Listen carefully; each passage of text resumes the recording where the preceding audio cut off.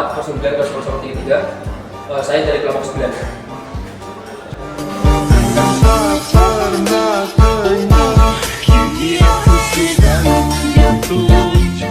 Perkenalkan, nama saya Nakata Darmawan, NIM saya 24090032 dari kelompok 9.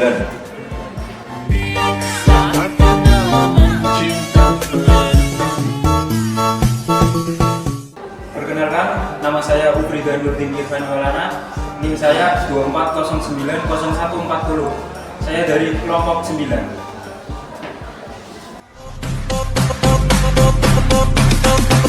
Tujuan kita di sini akan merakit komputer dan menginstal operating system.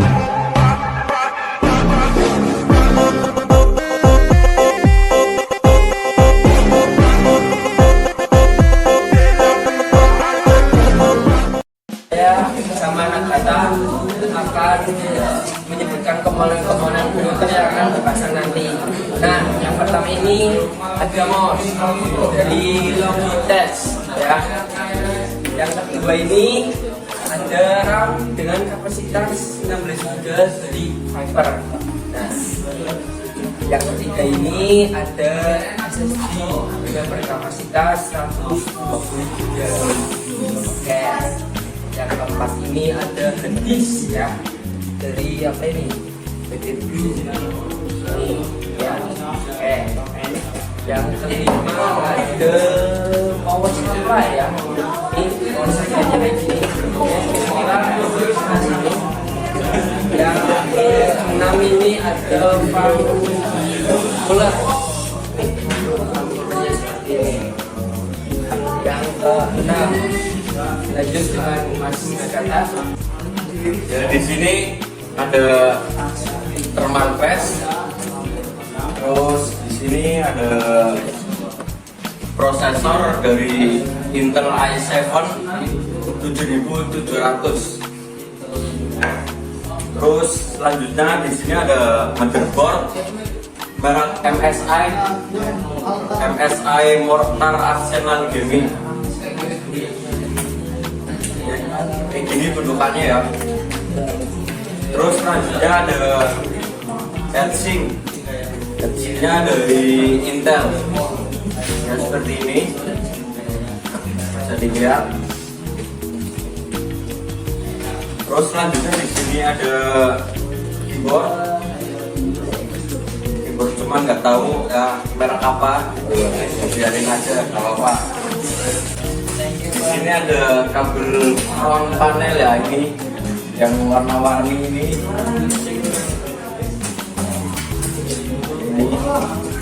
Terus selanjutnya di sini ada kabel USB yang ini.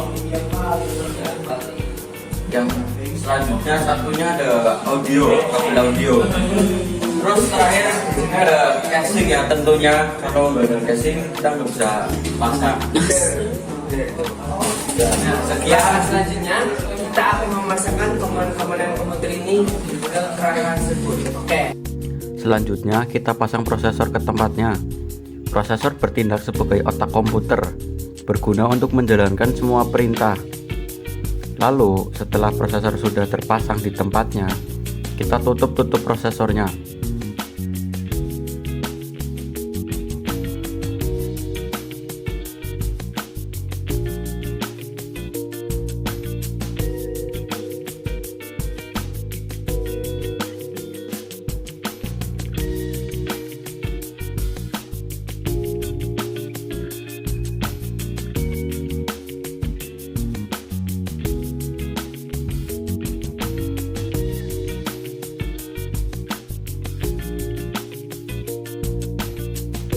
Lalu setelah prosesor telah terpasang dan sudah tertutup rapat dan kencang, kita pasang heatsink di atas prosesor tersebut. Heatsink berfungsi untuk menyerap dan mengalirkan panas dari prosesor agar suhunya tetap stabil dan mencegah overheating.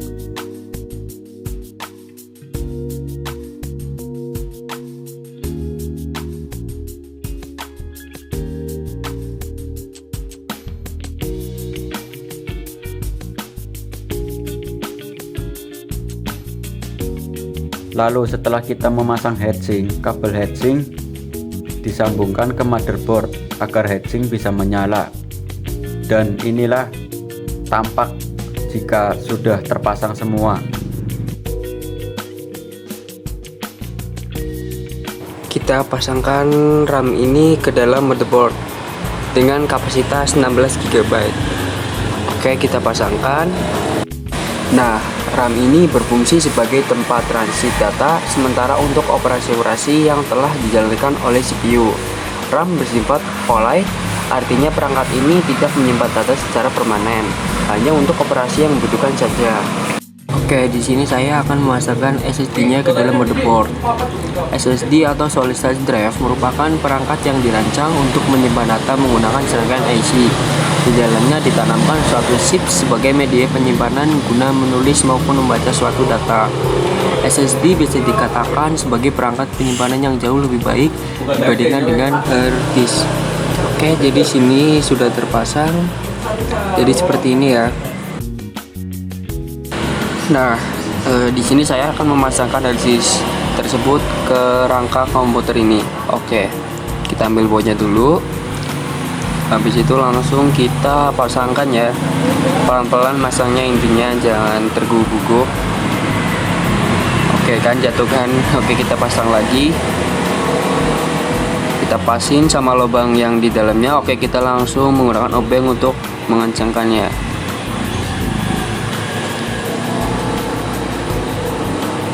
Oke. Oh iya, hard disk ini berfungsi sebagai tempat penyimpanan data utama dalam sebuah sistem komputer. Sistem operasi, aplikasi, dan dokumen-dokumen disimpan pada hard disk ini. Pada komputer terbaru, ada juga perangkat keras baru yang bernama SSID. Fungsinya sama seperti hard disk, namun menawarkan kecepatan transfer data yang lebih cepat. Nah, ini jadi hard disknya sudah terpasang. Oke, mari kita lanjutkan proses yang kedua. Nah, di sini saya akan memasangkan power supply tersebut ke dalam kerangka komputer ini. Oke, mari kita pasangkan. Nah, di sini saya akan mengepaskannya. Jangan lupa dipaskan dulu ke dalam kerangkanya karena di situ ada bolongan 4 ya, di bagian sudut kiri dan sudut kanan atas. Oke, sini kita akan memasukkan bautnya ke dalam yang pojok kanan atas dulu, bebas ya. Yang penting itu power supply-nya terpasang ke dalam kerangka tersebut dengan erat, jangan sampai lepas nantinya ya. Oke, kita kencang aja.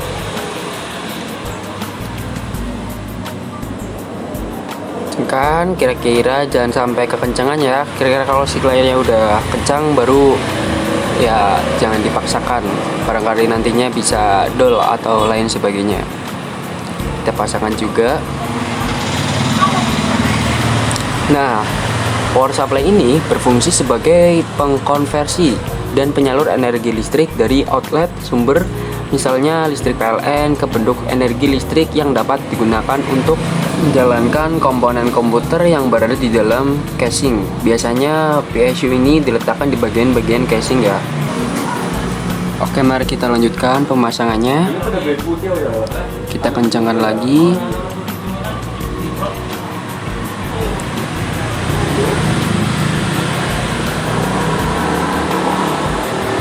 Oke, jadi ini sudah terpasang ya.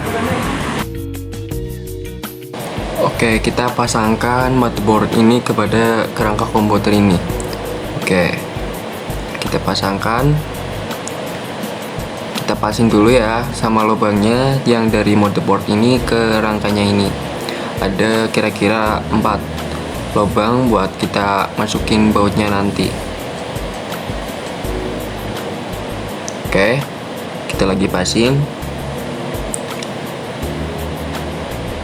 Seperti biasa ya, kita pasang dulu biar nantinya kita akan memasangkan bautnya ini pas ya ke dalam rangkanya. Oke, kita ambil bautnya dulu.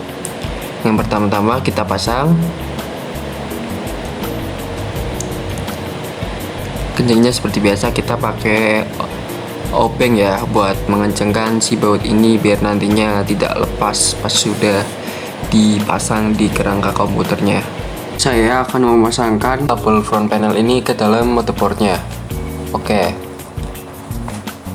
Yang pertama, saya akan pasang yang kabel HDD-nya yang berwarna merah sama putih. Kabel HDD ini berfungsi sebagai menyalakan lampu hard disk drive yang sedang bekerja. Oke, kita pasangkan ya.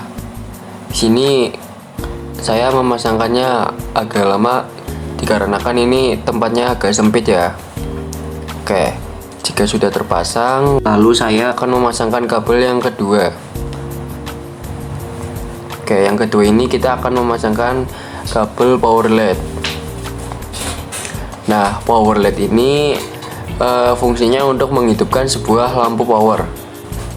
Nah, yang ketiga ini saya akan memasangkan kabel power SW. Kabel power SW ini berfungsi untuk menghubungkan kabel power yang berada di casing. Fungsi dari kabel ini sangat vital ya. Oke, kita pasangkan.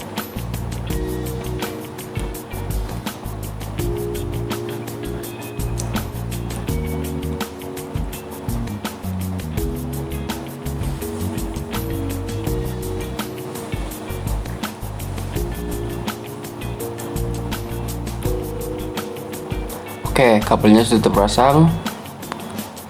Setelah itu saya akan memasangkan kabel yang reset SW ini.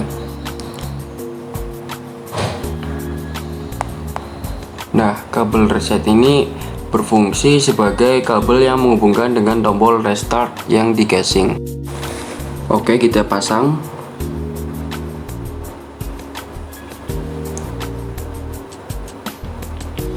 Jika sudah, saya akan memasangkan kabel konektor ATX 24/20 pin kabel daya motherboard.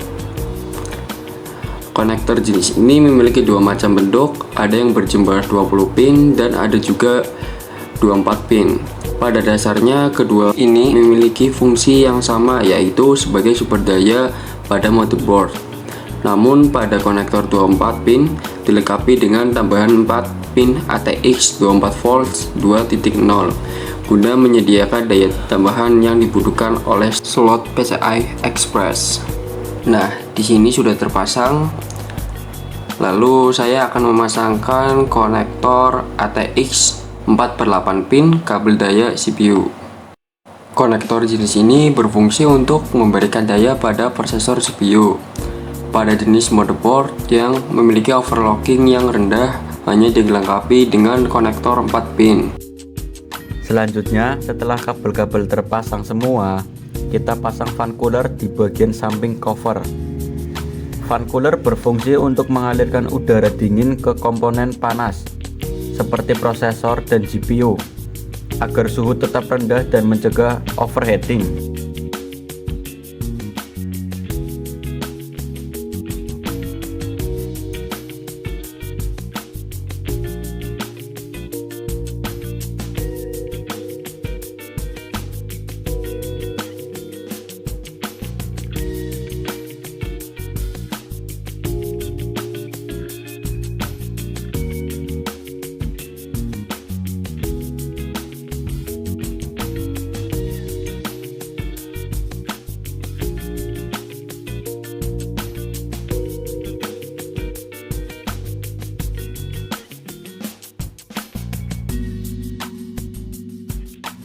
Setelah memasang fan cooler, lalu kita memasang kabel power supply ke hard disk agar hard disk bisa beroperasi. Fungsi hard disk adalah menyimpan data secara permanen, termasuk sistem operasi, aplikasi, dan file pengguna, serta memungkinkan akses cepat ke data yang diperlukan komputer.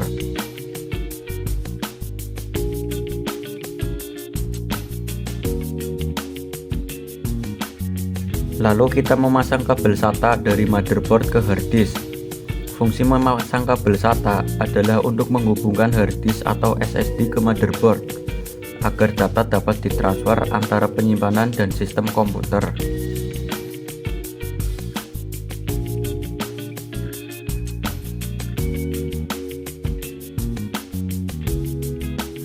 Setelah kabel SATA terpasang, lalu kita memasang kabel audio dan kabel USB ke motherboard.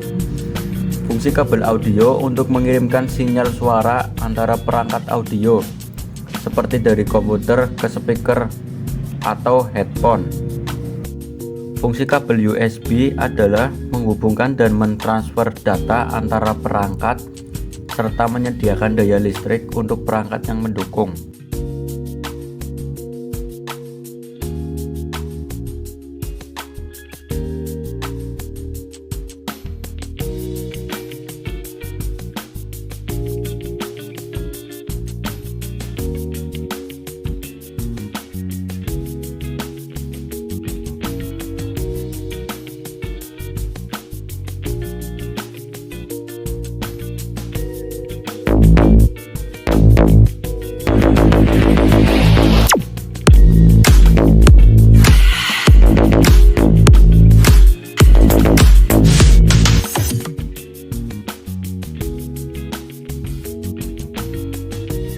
Kita mulai dengan memasang kabel power, ada keyboard untuk membantu kita nanti proses masuk BIOS-nya.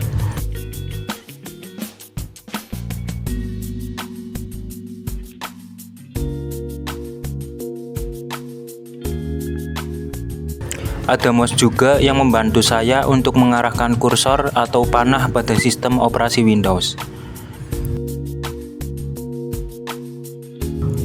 Di sini kita pakainya USB. Ini saya masukkan flash disknya dulu ya.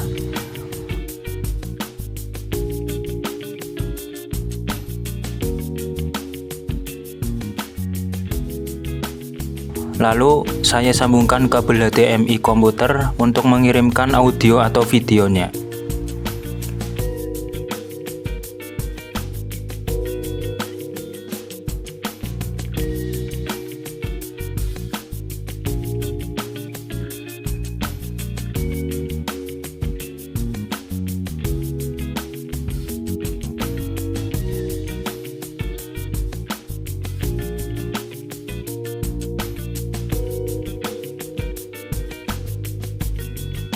Oke, di sini kita coba nyalain komputernya. Lalu kita pencet tombol delete berkali-kali yang cepat agar masuk ke BIOS-nya ya.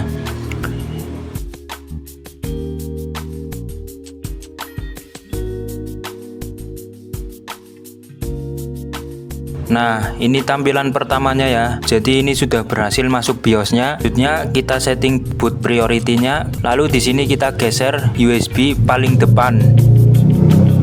Lalu kita pencet F10, lalu kita pilih yes. Kita tunggu.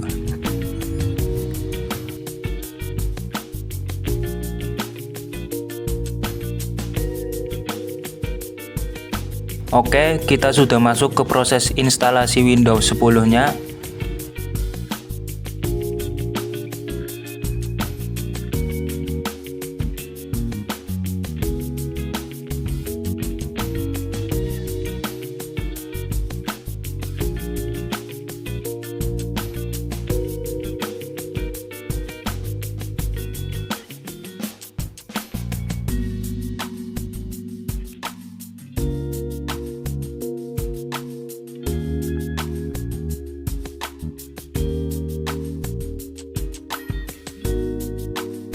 Di sini kita pilih English.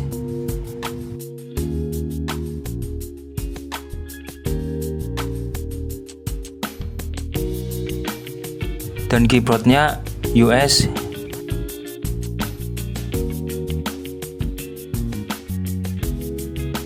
Lalu kita next. Lalu tinggal kita klik install now.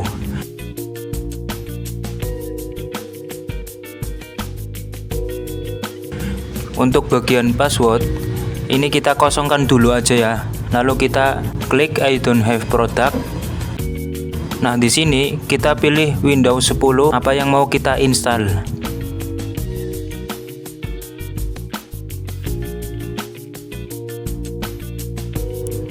Lalu pilih next. Lalu kita checklist accept dan selanjutnya klik next. Di sini kita pilih yang custom ya.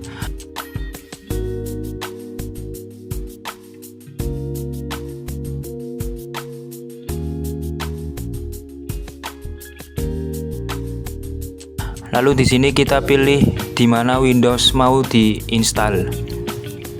Di sini kita sudah milih, lalu klik format.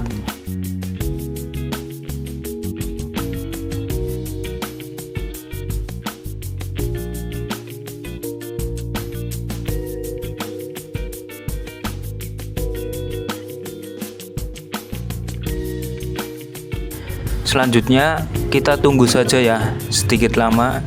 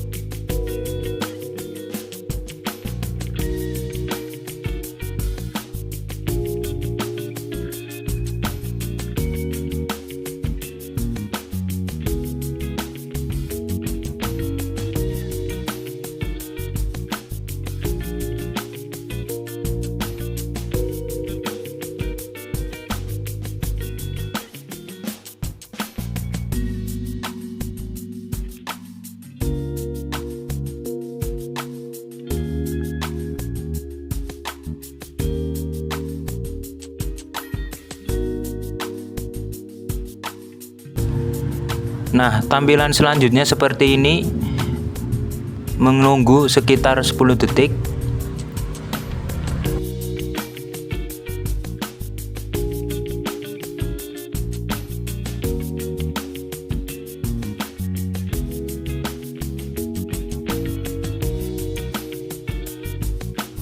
Oke, sudah selesai.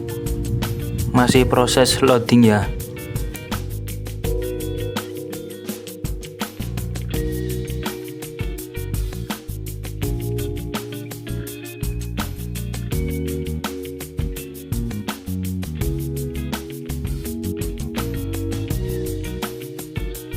Lalu kita pilih operating system Windows 10 yang di atas.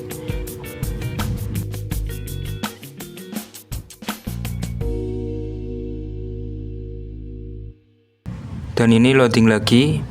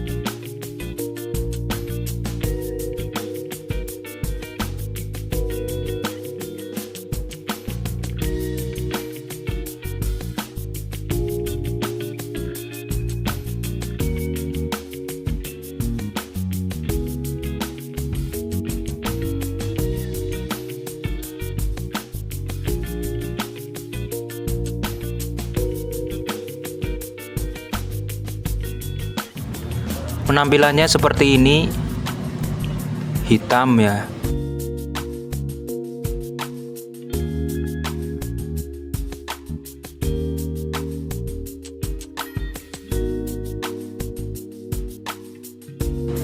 Tunggu loading lagi. Tampilan selanjutnya seperti ini.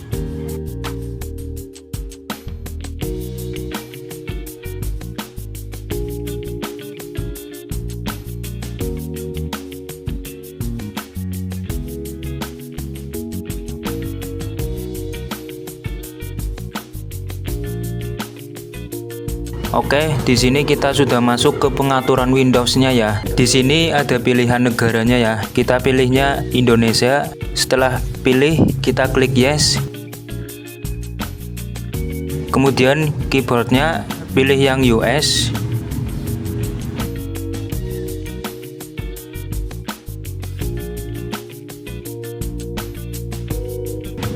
Lalu kita di sini skip aja ya. Nah, jadi nggak semua komputer ada device untuk connect ke internet. Jadi kalau mau connect harus pakai TP-Link buat nyambung internetnya. Tetapi di sini kita nggak ada TP-Link, jadi kita klik I don't have internet. Lalu klik yang di pojok kiri bawah, continue.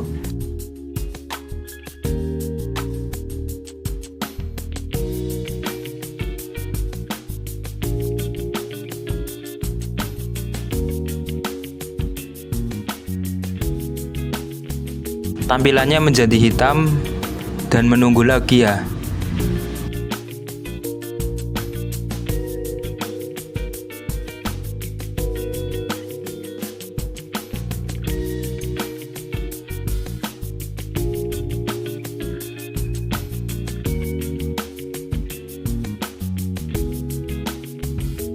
Di sini kita mencoba masukkan nama. Bebas dengan nama apapun. Di sini saya mencoba mengisi nama login.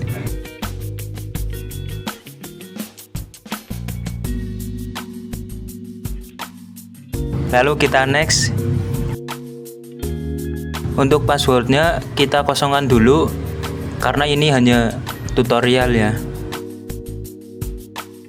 Di sini akan otomatis yes semua. Lalu kita langsung pilih accept aja ya. Nah, tampilannya seperti ini.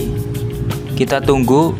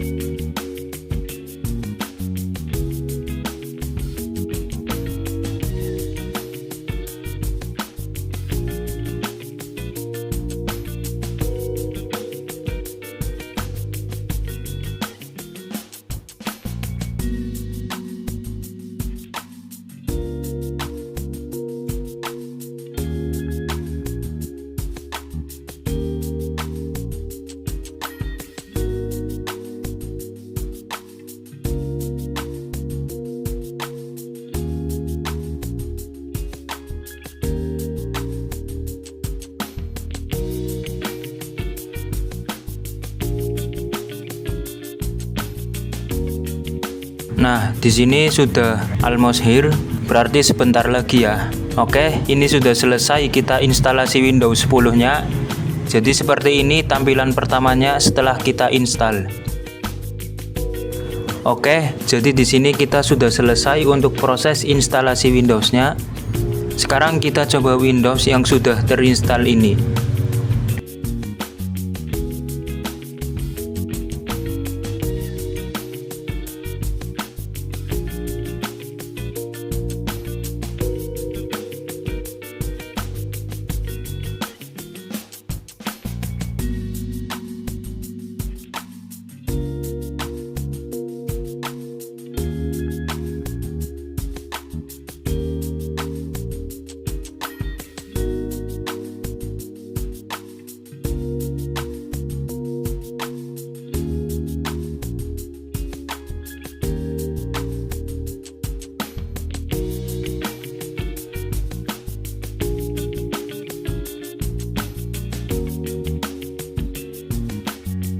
Oke, jadi seperti itu ya tutorial instalasi OS atau operating system. Buat kalian yang masih penasaran, ada hal yang ingin kalian tahu, tanyakan pertanyaan kalian di kolom komentar.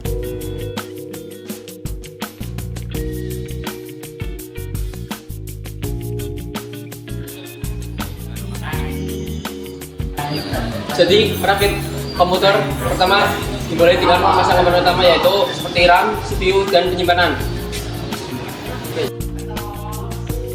Lalu install OS Windows menggunakan media instalasi seperti panduan yang sebelumnya yang ada di video sebelumnya. Oke, jadi setelah kita menginstal driver dan pembaruan, komputer siap digunakan. Terima kasih.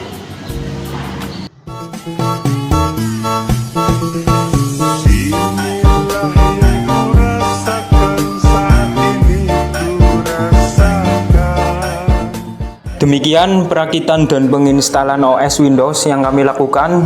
Jika ada kesalahan atau lain sebagainya, mohon dimaafkan karena di sini kita belajar bersama.